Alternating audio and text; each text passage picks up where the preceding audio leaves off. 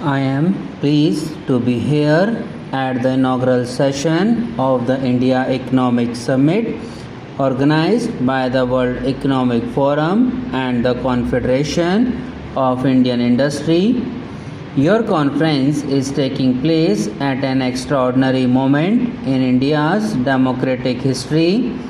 Whatever is happening now is a sign of the vibrancy of Indian democracy. However, I would like to assure you that volatility in Indian politics will have no fundamental impact on the process of economic reforms in the country. The reform process has become irreversible.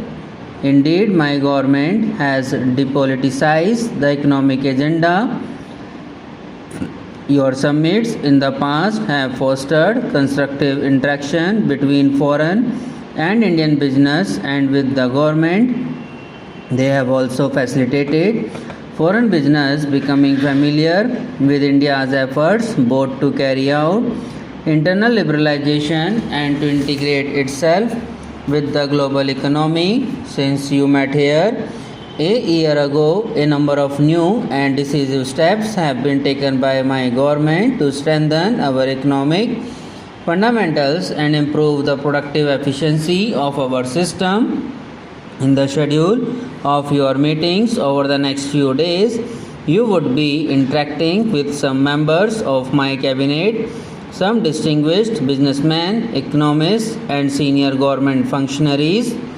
They would outline for you only what has been achieved during this period, but share their vision of the economic agenda for the coming months.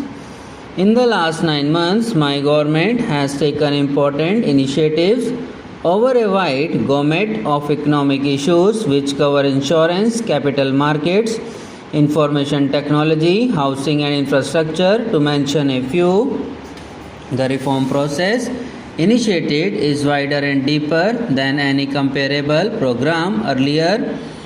Its multiplier effect would have long-term beneficial impact on the economic and social development of India.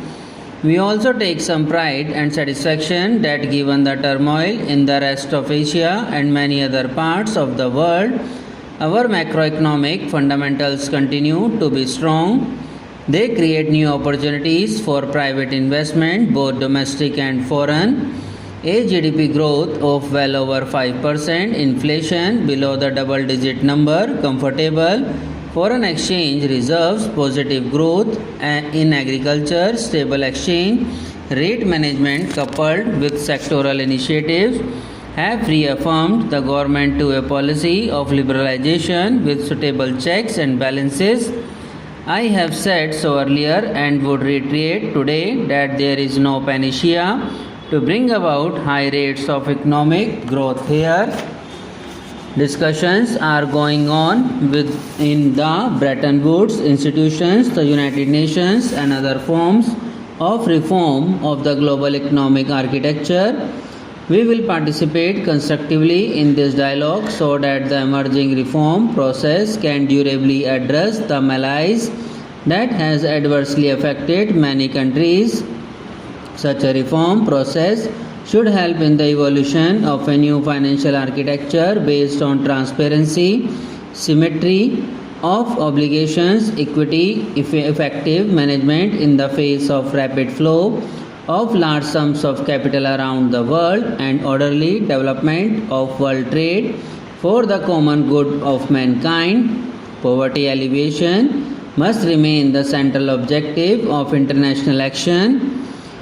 We recognize that globalization is both a reality and an opportunity. We are convinced that nations cannot prosper in isolation and must forge complementary relationships based on mutually of interest. India is committed to the continuation of its policy of liberalization coupled with effective social safety net. We will also pursue policies to maximize the gains from the opportunities which globalization offers while ensuring that credible mechanisms are in place to mitigate the risks that are inherent in this process. our aim is to be a strong nation so as to be able to live in peace, prosperity, and dignity. We recognize, however, that the strength of its economy, whatever we do to strengthen our national economy, we will do it in a manner that will simultaneously strengthen the democratic polity of India. Whatever we do to strengthen the democratic polity, we shall simultaneously strengthen the secular unity of India. And whatever we do to strengthen our democratic polity and secular unity, we will bear in mind the need at all times to dramatically reduce poverty in the shortest possible time. In this endeavor, our approach is the same as that advocated by Professor Amartya Sen, the great Indian economist who won this year's Nobel Prize for economics, namely liberalization and globalization. Yes, but with a credible program to improve the social sector. Many of our initiatives in the social sector are aimed at providing nutrition, hygiene, health and education to those large numbers of our population who continue to be the victims of poverty. India is a democratic country. Democracy is our greatest strength. Freedom of thought, freedom of action, freedom to live with diverse faiths and systems are fundamental to our culture. I believe that these are essential components of liberalization and globalization. We have another great strength. We have an unbroken record of honoring all our financial obligations of foreign investors and lenders. We have a sound legal system that incorporates justice. I am pleased to be here at the inaugural session of the India Economic Summit organized by the World Economic Forum and the Confederation of Indian Industry. Your conference is taking place at an extraordinary moment in India's democratic history.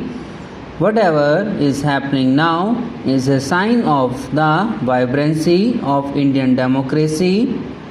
However, I would like to assure you that volatility in Indian politics will have no fundamental impact on the process of economic reforms in the country.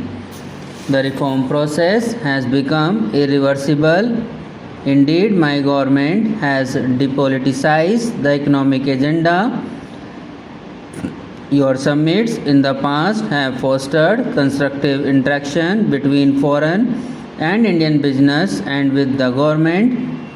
They have also facilitated foreign business becoming familiar with India's efforts both to carry out internal liberalization and to integrate itself with the global economy. Since you met here a year ago, a number of new and decisive steps have been taken by my government to strengthen our economic fundamentals and improve the productive efficiency of our system. In the schedule of your meetings over the next few days, you would be interacting with some members of my cabinet, some distinguished businessmen, economists, and senior government functionaries.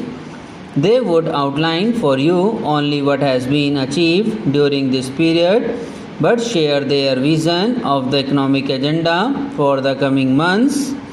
In the last 9 months, my government has taken important initiatives over a wide gamut of economic issues which cover insurance, capital markets, information technology, housing and infrastructure, to mention a few.